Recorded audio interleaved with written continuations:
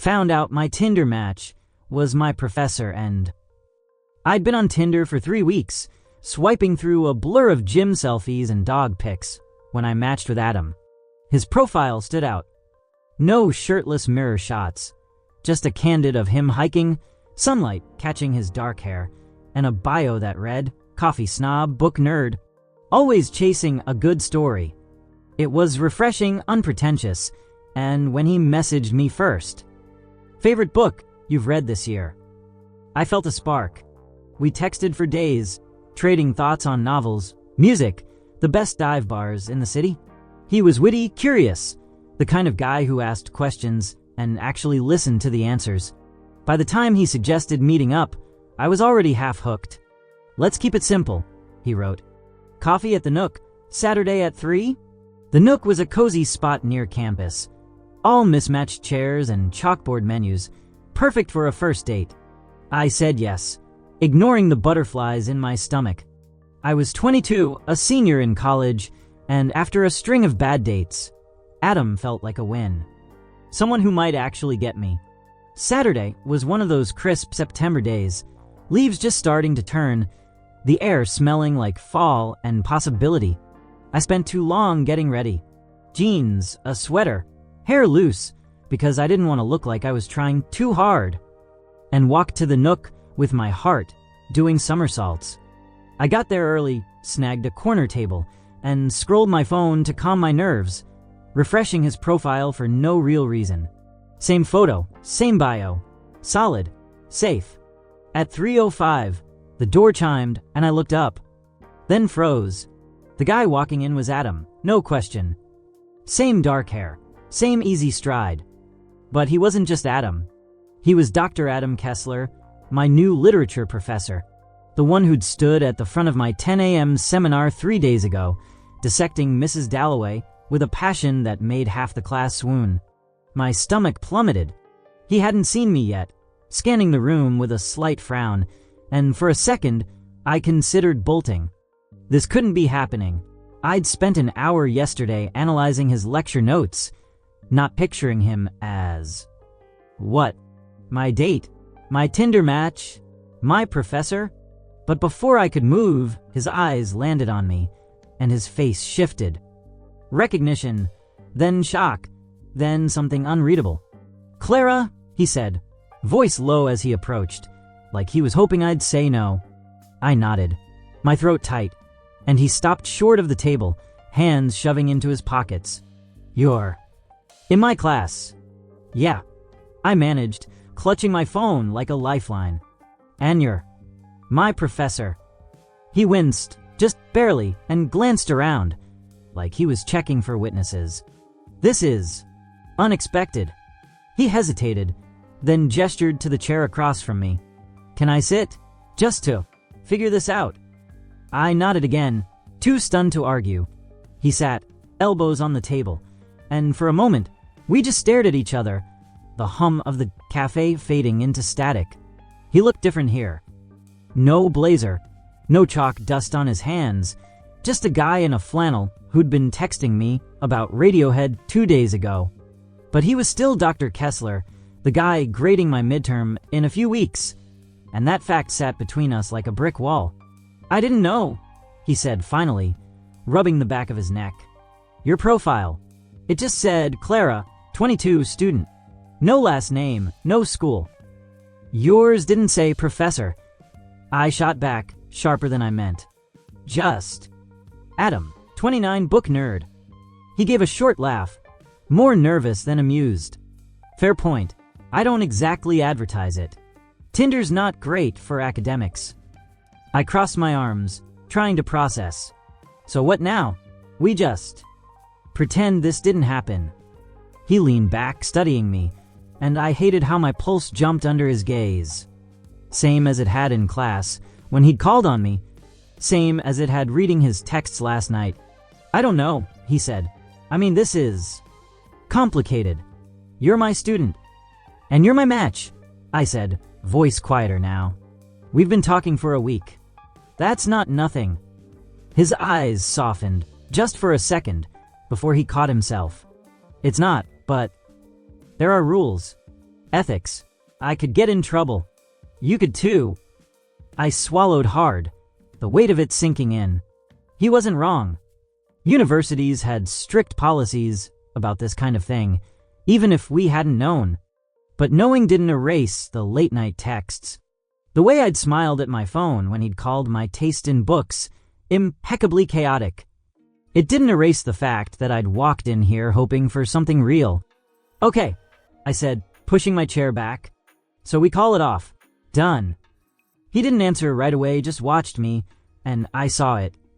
A flicker of regret, maybe, or something close. Clara, I'm sorry. I didn't mean for this to. It's fine. I cut him off, standing. See you in class, I guess. I left before he could say more, the door chiming behind me as I stepped into the cool air. My chest ached, not just from embarrassment, but from something sharper. Loss, maybe, for a connection that hadn't even had a chance. I walked home, deleted Tinder, and tried to pretend it was over. It wasn't. Monday's seminar was torture. I sat in the back, avoiding his eyes, but every time he spoke, about Wolf, about memory, about anything. I heard the guy who'd texted me about his favorite dive bar. He didn't call on me, didn't look my way, but I caught him glancing once, quick, before he turned back to the board. When class ended, I bolted, but not fast enough. Clara, hang on, he called, voice low as the room emptied. I froze, clutching my notebook, and turned. He was at the podium, looking. Not like a professor, but like Adam, the guy I'd almost met for coffee. Can we talk? Somewhere private. Why? I asked, wary. What's left to say? He sighed, running a hand through his hair. Just. Please. 5 minutes. My office. Against my better judgment, I followed him. His office was small, cluttered with books and sticky notes, a coffee mug balanced on a stack of papers. He shut the door, careful to leave it cracked, and leaned against his desk. I haven't stopped thinking about Saturday, he said, straight to the point. I handled it badly. You think, I said, crossing my arms. You made it sound like I was, I don't know, a problem to fix. That's not what I meant, he said, wincing. I was caught off guard. I didn't expect to. Like you. Not like that. My breath hitched. What's that supposed to mean? He looked at me, steady now, no pretense. It means I read your messages all week and thought, this is someone I could. He stopped, shaking his head. But then I saw you in class, and it's not just about us anymore. It's my job, your degree, the rules. So, why are we here? I asked, voice shaking. Why say this if it doesn't change anything? Because I owe you honesty, he said. And because I don't want to pretend we didn't connect, even if we can't do anything about it. I stood there, heart pounding, torn between anger and something softer. Hope, maybe, or just stubborn want. So what, we just act like strangers? You grade my papers, I sit in your class, and we ignore this. For now. Yeah, he said, voice heavy. Until the semester's over, at least. After that. I don't know. After that. I echoed, skeptical. What? We wait 4 months. And then. What? Pick up where we left off. He didn't answer, just held my gaze, and I saw it again. That flicker of something real. Something he wasn't saying. I don't know, Clara. I just know I don't want to screw this up for you. I left his office feeling more confused than ever. The semester dragged. Every class, a tightrope walk of avoiding his eyes while hanging on his every word. He was good at keeping it professional. No lingering looks, no special treatment. But sometimes when I turned in a paper or asked a question, our fingers brushed or his voice softened, and it was like the air caught fire. I hated it. I hated how much I still wanted him. My friends noticed I was off. I'd dodge their questions, bury myself in assignments, try to forget the app that had started this mess. But late at night, I'd replay our texts, the ones I hadn't deleted, and wonder what after could mean. December came, finals week, my last paper for his class. I poured everything into it. A 15-page analysis of To the Lighthouse. Every word a way to prove I was more than a crush, more than a mistake. When I turned it in, he took it with a nod, but his eyes held mine a second too long. "Good work, Clara," he said, and I walked out feeling like I'd left something behind. Grades posted a week later.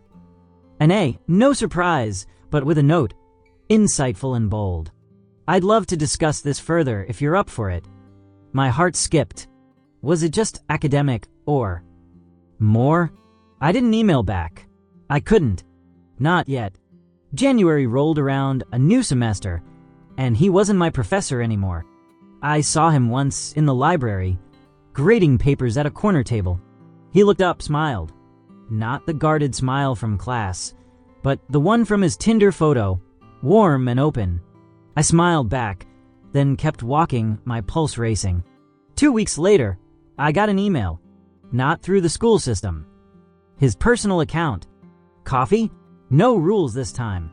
I stared at it for an hour, fingers hovering over the keyboard. Part of me wanted to say no, to protect myself from the mess we'd almost made. But the bigger part, the part that still remembered his texts, his voice, his eyes. Typed back. The Nook. Saturday at 3. We met. Same table, same drinks. But everything else was different. No walls, no titles, just us. "I miss this," he said, halfway through a laugh, and I knew he didn't mean the coffee. "Me too," I said, and for the first time, I let myself believe it could be real. Months later, at a family dinner, my sister asked how we met. I laughed, dodging the app part, and said, "He taught me about books." And a lot more. Adam squeezed my hand under the table, and I knew, messy start and all, we'd found something worth keeping